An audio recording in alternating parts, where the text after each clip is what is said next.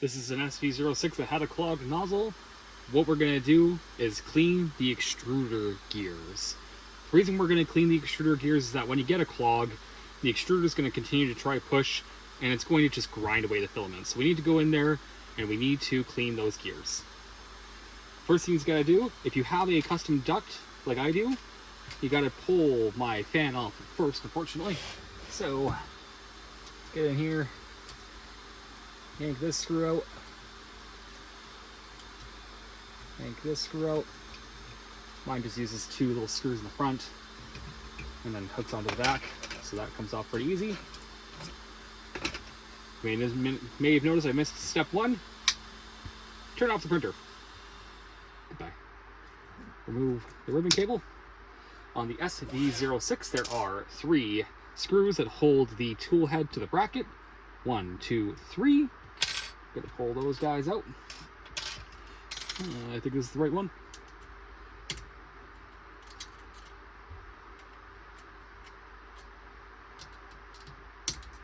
Come here.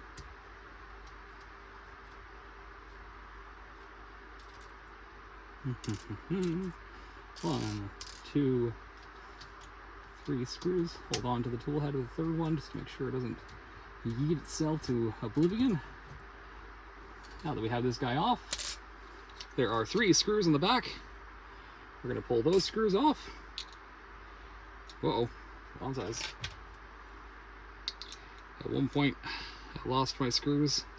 I replaced them with different ones. Hey, yep.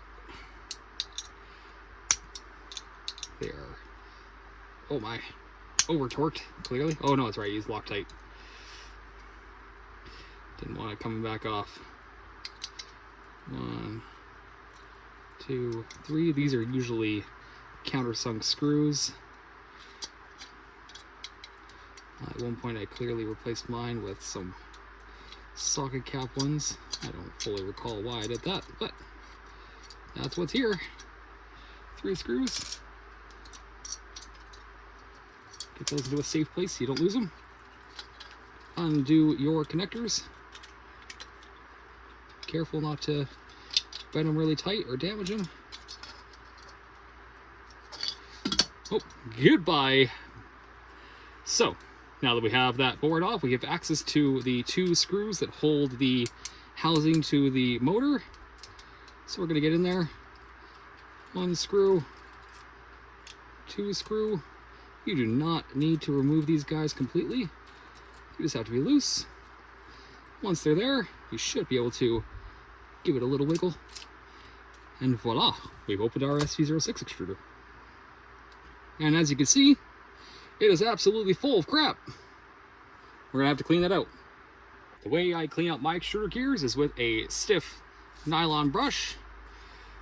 Just get in there and I scrub, scrub, scrub.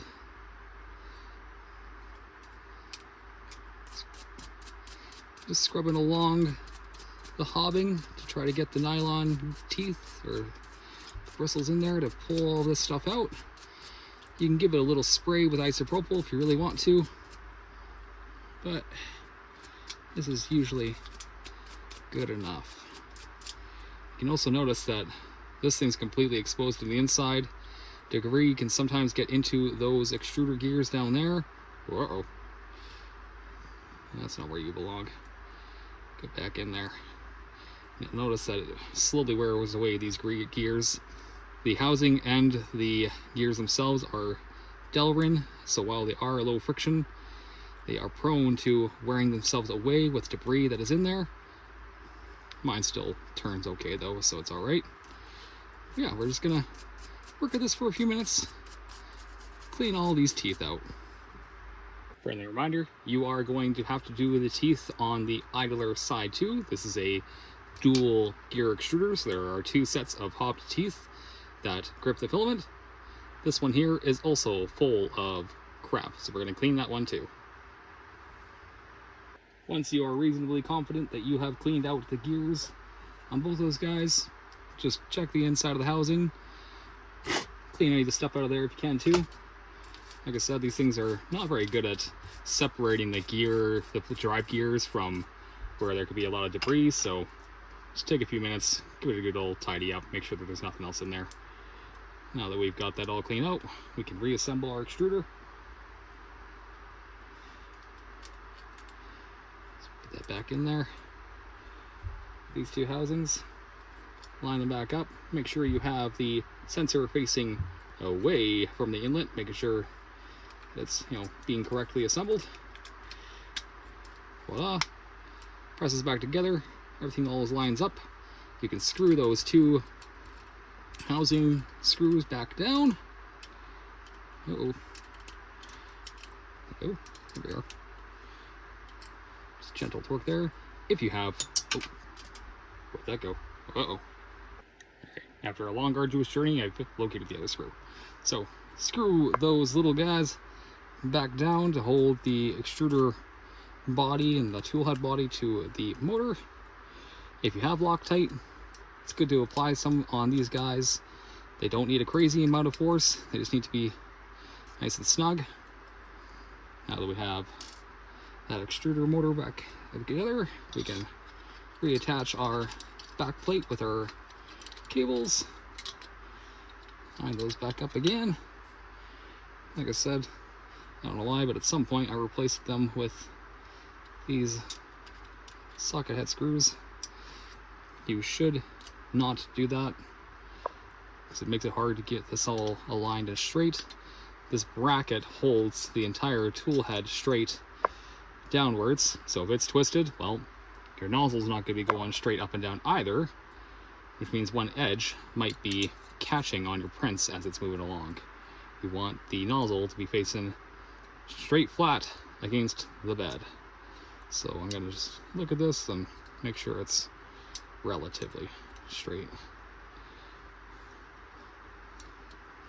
Same thing, if you have Loctite, use them on these screws. There's only 3 screws that hold the entire tool head to the bracket. 3 screws here, and another 3 screws, these 3 screws on these brackets to hold it to this assembly.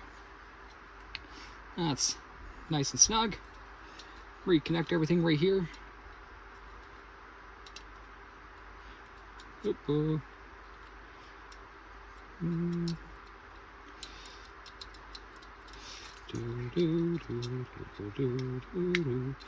that's probably copyrighted. Let's not sing that song. There we go. Everything's free and clear. You can see this cable gets pretty darn close to the hot end there. Just make sure it's tucked in and stays a little farther away if possible. Voila! Throw that back on there.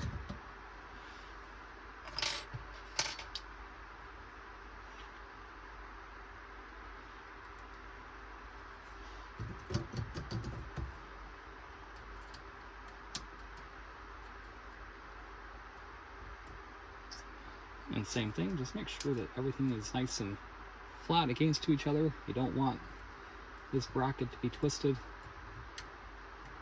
from the other bracket. If you find that you're cross-threading, go all the way to the left first until you hear a click, and then you're lined up. You won't cross-thread those. Final screw. You notice that the light turns on when you do that. It's because there's a little bit of back voltage going when you, well, the way you drive a motor is by inducing voltage into the coils. If you move the coils, you're going to induce a voltage back into the drivers. Voila! We have successfully disassembled, cleaned, and reassembled the SV06. If you have a fan duct, put that back on, otherwise you're golden.